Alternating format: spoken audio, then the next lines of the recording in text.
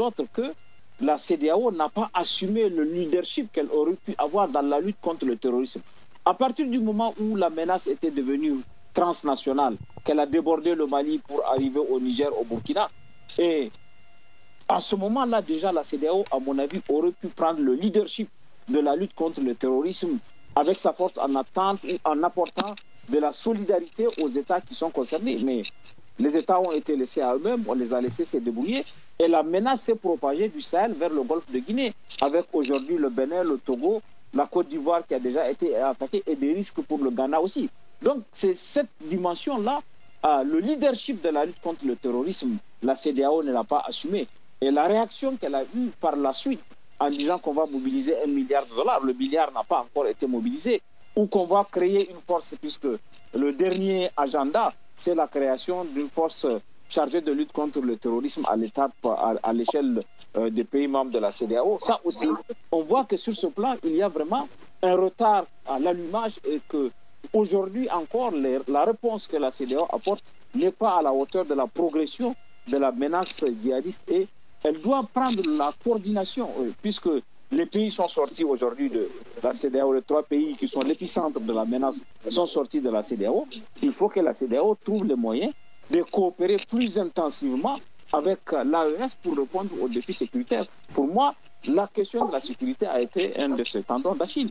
C'est une des faiblesses de son mandat. Karl, est-ce que je peux... Oui, allez-y. Mes commentaires, c'est 2 points. Le premier point, c'est de dire ce n'est pas parce que la CEDEAO n'a rien fait là, c'est parce que les autres États, pendant un certain temps, ils étaient sous la coupe des Européens, ils ont refusé à la CEDEAO d'intervenir.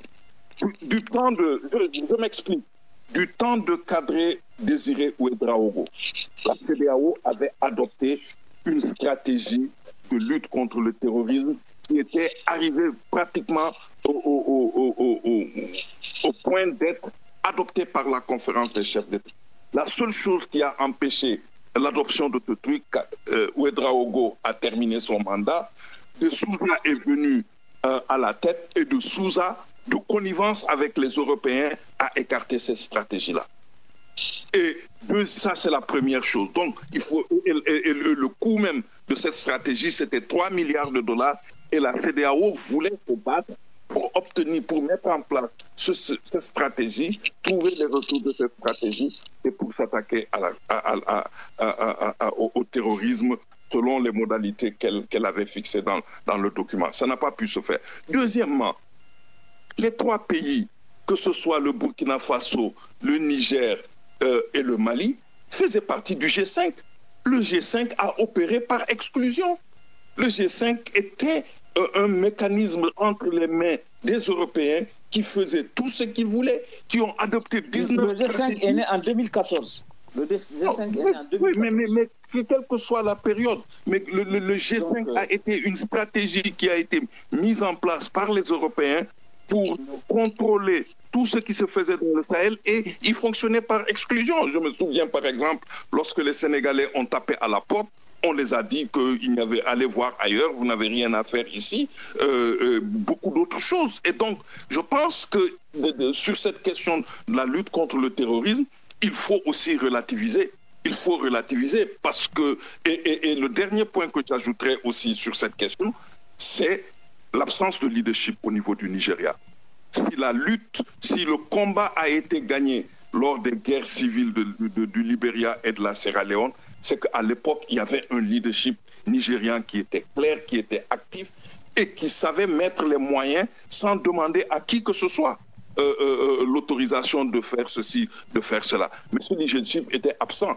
Donc vous voyez que tous ces éléments-là expliquent la situation dans laquelle on se retrouve à l'heure actuelle. Et ça permet, comme je l'ai dit tout à l'heure, Karl, de relativiser beaucoup les choses. Parce que ces États qui disent qu'on n'a rien fait pour eux, mais c'est eux-mêmes qui ont, pendant un certain moment, refusé qu'on fasse des choses pour eux. Je vois que Serge Bayala du Burkina Faso vient finalement de nous rejoindre. Hein. Je l'avais annoncé en début d'émission. C'est le seul défenseur pur et dur de l'AES que nous devons avoir dans cette émission. Il nous a rejoint finalement. Serge Bayala, bonjour et bienvenue. Oui, bonjour. Je vais vous présenter d'abord les autres invités qui sont dans cette émission. Il y a Ibrahima Kane, hein, qui est un acteur de la société civile ouest-africaine et spécialiste de la CEDEAO avec l'institution. Il a eu à collaborer plusieurs années. Après, nous avons Seydi Kaba, qui est écrivain et président du Centre international de réflexion et d'études sur le Sahel, qui est un groupe de recherche basé à Paris. Serge Bayala, vous êtes acteur de la société civile burkinabé, sankariste et fervent défenseur de l'AES. Vous avez beaucoup de casquettes, mais je préfère choisir celle-là. Pour vous, l'AES qui quitte la CEDEAO, je sais que c'est une très bonne chose. Qu'est-ce que vous reprochez à la CEDEAO maintenant qu'elle a 50 ans? Oui, je pense que la CEDEAO, en dehors de l'utilité de sa création par les pères fondateurs qui ont vu juste qu'il y avait une urgence de repenser les frontières héritées de la colonisation et de mettre en perspective la prospérité des peuples de la communauté en basant la quête de cette prospérité sur deux éléments centraux, la défense, la sécurité et surtout qu'on appelle la libre circulation des personnes et des biens, qui va permettre surtout à cette communauté de pouvoir, dans une harmonie des politiques publiques en son sein, assurer le bien-être des populations, garantir leur libre circulation. Alors, Serge, je ne vous coupe pas, mais la CEDEAO, au départ, c'est une organisation économique avant tout. Oui, j'ai parlé de la dimension de la prospérité économique, les échanges entre les pays membres, et c'est un élément assez central. Et vous conviendrez avec moi que les échanges entre les pays de la CEDEAO sont restés très affectés par les politiques de libre circulation, ce qui n'a pas permis véritablement de garantir à cet espace l'une de ses missions clés. Les autres questions subsidiaires qui sont non moins importantes, telles que la question de la monnaie, telles que la question de la transformation des ressources premières pour générer la prospérité, n'ont finalement pas été au rendez-vous. Et je pense que c'est une institution qui a eu raison d'avoir été créée, mais qui, au fil du temps, a grugé sa propre intégrité, a grugé sa propre crédibilité. Et elle est devenue, in fine, 50 ans après, comme une sorte de caisse de résonance de Paris. Et finalement, quand on entend des voix, pas des moindres, d'Emmanuel Macron, qui dit par exemple que le prochain sommet de la CEDEAO qui devait se tenir à Abuja, il fera en sorte que des sanctions soient prises contre X pays. Et quand la ministre de la Défense, Parly, j'oublie son autre prénom, à partir de Dakar, dit qu'elle fera en sorte que des sanctions soient prises soient renforcées contre le Mali. Finalement, elle finit par convaincre son opinion qu'elle a un groupe de chefs d'État préoccupés par leur durée au pouvoir, au mépris des règles qui sont censées assurer la bonne gouvernance, la bonne gouvernance issue du protocole additionnel où la CEDEAO a décidé également de se préoccuper des questions de gouvernance et qui a finalement convaincu les populations qu'elle était un syndicat, que c'était une organisation très attachée à la stabilité des chaises de palais que du bien-être des populations. Vous parliez de ce protocole additionnel sur la bonne gouvernance. Hein. Est-ce que ce n'est pas parce que les militaires qui dirigent le Niger, le Burkina Faso et le Mali ont refusé notamment de respecter ce protocole qu'ils ont finalement décidé de quitter l'organisation? Non, je pense que c'est parce qu'ils ont constaté à moult reprises le piétinement des principes même au sein de la CEDEAO. Vous savez que Ouattara a fait plusieurs coups d'État constitutionnels. Il n'a pas été interpellé par les exigences réglementaires de l'organisation. Vous vous souviendrez que quand Thomas Sankara a pris le pouvoir au Burkina Faso, c'était la CEDEAO. La direction de la CEDEAO lui a été refusée par la Côte d'Ivoire, Félix Houphouët-Boigny qui tenait les rênes, je pense qu'elle a une culture prolongée de violation de ses propres textes. Et cette culture prolongée de violation de ses propres textes, le tout récent, le tout dernier coup d'État qui a lieu dans l'espace, c'est celui en Guinée-Bissau, où celui même qui devait monter une force militaire anti-coup d'État, M. Ambalo, s'est lui-même rendu coupable d'un putsch constitutionnel. Quand on regarde cette appréciation variée des coups d'État, on se demande c'est à partir de quelles lunettes la CEDEAO décide d'incriminer tel coup d'État contre tel autre coup d'État, ou de valider ce que les musulmans pourraient appeler des coups d'État halal. Alors on est bien en même de se poser la question si la CEDEAO ne souffre pas de ses propres incohérences, si la CEDEAO ne convainc pas de plus en plus ses membres de la quitter. Vous avez dû entendre le ministre des Affaires étrangères du Togo, qui annonce le désir de quitter la CEDEAO et de rejoindre l'AES.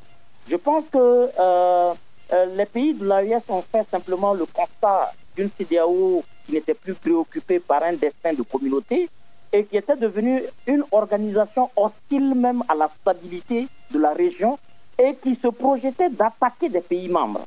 Avec, bien sûr, Jean-Marie Bockel, conseiller spécial d'Emmanuel Macron, qui a dit devant la commission sénatoriale française qu'en moins de 2 heures, ils avaient utilisé la Côte d'Ivoire comme base arrière pour mobiliser plus de 2000 soldats français à l'effet d'attaquer le Niger avec le soutien actif de pays membres comme le Nigeria, comme le Bénin et comme surtout la Côte d'Ivoire qui a prêté son territoire à la mobilisation de forces hostiles, de forces ennemies. Je pense que la CEDEAO, à 50 ans, devrait certainement à ce stade être en train de se questionner si elle avait encore une raison d'exister. Sinon, voilà, si elle a une possibilité de se réinventer. D'accord. Ibrahima Kane, quand on écoute Serge Bayala du Burkina Faso, fervent défenseur de l'AES, est-ce que finalement, l'un dans l'autre, il n'a pas raison? Mbalo, qui était l'un des défenseurs de l'organisation, qui se projetait comme anti-coup d'État irréductible, qui fait ce coup d'État constitutionnel, est-ce que quelque part, quand vous avez appris ça, vous n'avez pas été extrêmement déçu? Non, bien sûr qu'on est déçu. Mais les propos en tout cas, l'attitude de Mbalo a lieu dans un contexte particulier. Tout comme parce qu'on ne peut pas parler de l'attitude de Mbalo et ne pas parler de l'attitude du Togo. C'est la même chose. C'est la même chose. Les Togolais, il y a une volonté réelle d'une famille de gérer ce pays, quoi que ça puisse leur coûter. C'est parce que le président de la République du Togo, sachant qu'il ne peut plus continuer à avoir éternellement des mandats présidentiels, qu'ils ont transformé le régime et en faire ce qu'ils en ont fait aujourd'hui et maintenant commencer à dire aux gens retenez-moi ou bien je m'en vais. C'est ça l'attitude. Et je nuancerai le propos de mon frère du Burkina Faso à propos de la relation entre la France et la CEDEAO. Parce que peut-être qu'il ne sait pas que la CEDEAO a été créée contre la France. La France, pendant toute l'existence de la CEDEAO, a été le pays qui a le plus combattu la CEDEAO. Je vous donne 2 exemples. Quand la CEDEAO était sur le point d'être créée en 1975, en 1974, la France a créé la CEDEAO.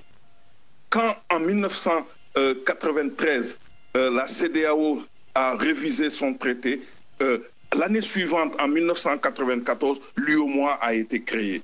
Si aujourd'hui, jusqu'à présent, les questions monétaires pour la mise en place de l'ECO ont échoué, c'est en grande partie à cause de l'influence que la France a exercée au sein de l'UEMOA contre le reste des États membres de la CEDEAO. Monsieur Kane, je suis d'accord avec vous. Monsieur Kane, je suis d'accord avec vous. Oui, mais dans le même temps, tout ce que vous permettez, tout ce que vous citez là, est-ce que ce n'est pas de l'histoire? Est-ce que finalement la France n'a pas eu raison de la CEDEAO quand on se fie aux éléments qui se sont déroulés tout dernièrement après le coup d'État du Niger? Non, pas du tout, parce que l'histoire de tout à l'heure, quand on discutait avec Monsieur Kaba, on a vu les conditions dans lesquelles les événements ont eu les événements qui ont conduit à la sortie de ces pays-là ont eu lieu. Il y a eu une précipitation qui s'explique en partie par la situation de Tinubu. Tinubu avait été élu, avait été mal élu au Nigeria. Il venait enfin, tout a été fait pour qu'il y ait la présidence de la CEDEAO pour peut-être essayer de régler des problèmes internes. Et dans cette précipitation-là, ils ont pris des mesures qu'aujourd'hui, tout le monde reconnaît que ce ont été des mesures malheureuses. Malheureuses dans la mesure où ils n'ont même pas cherché à savoir comment était la situation au Niger, ce que pensaient les militaires et ont pris des décisions. Mais ça, je veux dire, c'est derrière nous aujourd'hui. Il faut penser l'avenir, il faut tirer les leçons de cette expérience-là. Mais ce n'est pas parce que ces choses-là se sont passées que l'on doit vraiment jeter l'opprobre sur une organisation et que l'on doit penser maintenant à détruire une organisation qui sert aujourd'hui. Et la meilleure façon, la meilleure chose que je dirais pour montrer que cette organisation est utile, la première chose que les États de l'AES ont faite en parlant de leurs relations futures avec la CEDEAO, c'est de dire qu'on va maintenir la libre circulation des personnes et des biens. Qui est à la base de ça? C'est la CEDEAO qui fait ça. Eux-mêmes, je ne sais pas si vous avez lu l'acte constitutif, le traité qui a créé les États de l'AES, ils font référence aux principes qui sont contenus dans le traité révisé de la CEDEAO.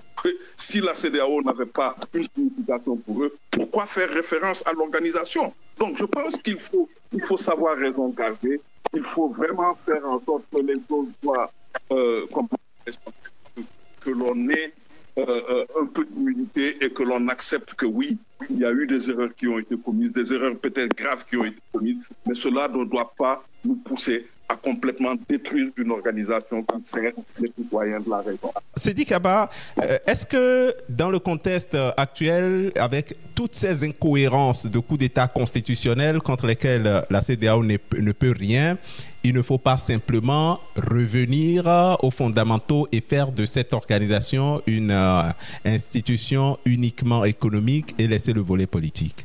Non, je crois que le débat est ouvert. À partir du moment où la CEDEAO a inscrit en 2001 à Dakar le pacte additionnel sur la gouvernance, la démocratie et les droits de l'homme, et qu'elle n'arrive pas elle-même à exécuter de façon impartiale et cohérente, permanente ce volet, il est peut-être temps qu'elle se renforce sur ce qu'elle sait faire de mieux, l'intégration régionale, l'intégration économique, et mettre aussi en place, comme c'est le défi du moment. La menace sécuritaire, par exemple, n'existait pas en 1975, quand la CEDEAO a été créée. Ça, c'est un élément nouveau. Elle peut regarder comment aussi elle peut ajouter à la volonté d'intégration économique, au renforcement de la libre circulation des personnes et des biens, une dimension sécuritaire qui amènerait à construire une réponse plus efficace dans la lutte contre le terrorisme. Mais le volet politique, c'est sa faiblesse.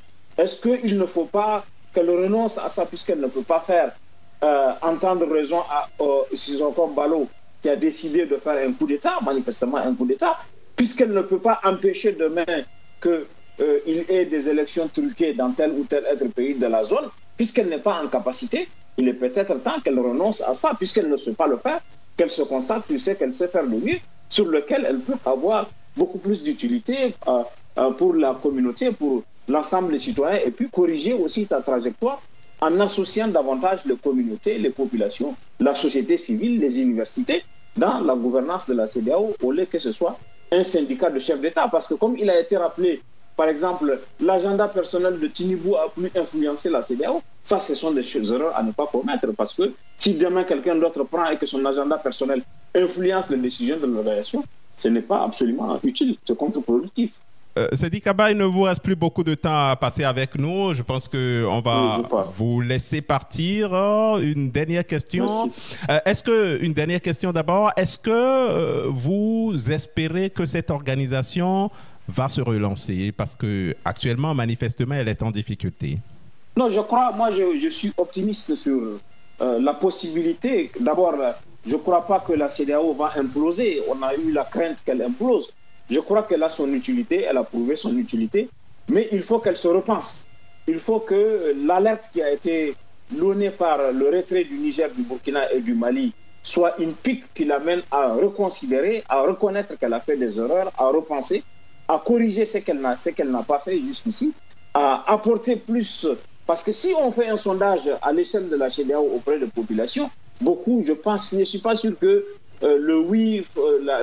que le sentiment général soit celui d'un soutien net à la CEDEAO. Les gens reconnaissent son utilité, mais ils ont besoin qu'elle soit efficace et il faut corriger les insuffisances qu'on a pu constater, à commencer par exemple, l'abandon du vote, ou en tout cas, une reconsidération du Alors, Seydi Kaba, quand vous dites que les gens reconnaissent son utilité, je pense que c'est discutable. Il ne fallait voir que ce qui s'est passé après le coup d'État au Niger. Il y avait eu un tollé, un désaveu général dans la sous-région contre l'institution. Oui. Non, il y a une contestation, mais vous savez, tous ceux qui protestent contre l'existence de la CEDEAO sont les premiers à traverser la frontière du Niger pour aller au Bénin sans visa, pour aller au Nigeria sans visa, pour aller au Sénégal, en Côte d'Ivoire sans visa. Donc il y a quand même une utilité, il y a des retombées positives. Même s'il y a une insuffisance, on ne jette pas le bébé avec l'eau du bain. Ce n'est pas parce que la CEDEAO a beaucoup de faiblesses qu'il faut l'abandonner.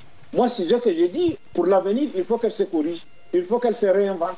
Elle a le moyen de le faire, elle peut le faire, à condition qu'elle ait le courage politique de le faire. Merci beaucoup à vous, Sédik Abba, d'avoir participé à cette émission. Vous êtes journaliste, auteur et vous êtes le président du Centre international de réflexion et d'études sur le Sahel, un groupe de recherche qui est basé à Paris. Merci une fois encore.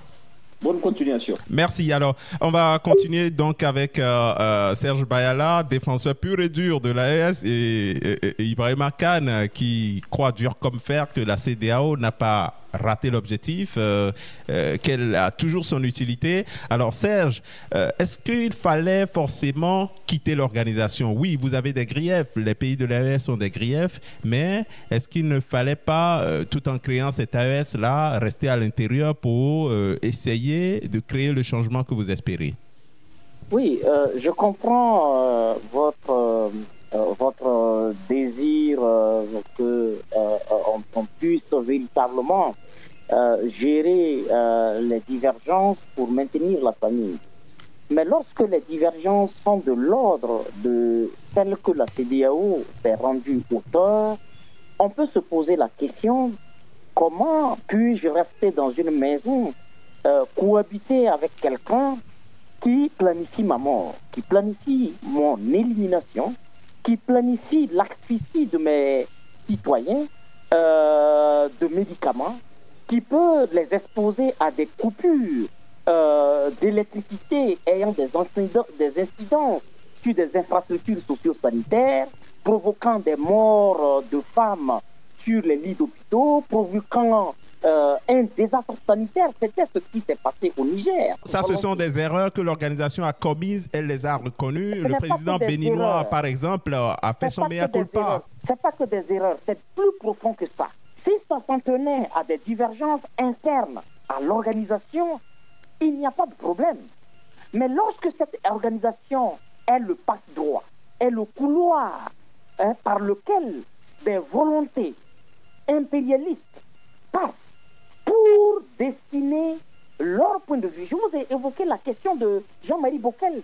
Et je vous demande, est-ce que vous pensez qu'il y a une passerelle de discussion que la Côte d'Ivoire laisse au Niger et au pays de l'AES lorsqu'elle peut prêter son territoire pour mobiliser 2000 soldats français? Que font 2000 soldats français dans une intégration africaine? Et qu'est-ce qu'elles font sur un territoire comme la Côte d'Ivoire avec pour finalité d'attaquer le Niger? Et je ne veux pas que on voie les pays de l'AES comme ayant été dans l'excessif, comme ayant été dans une forme d'exagération de ce qu'on reproche à la CEDEAO.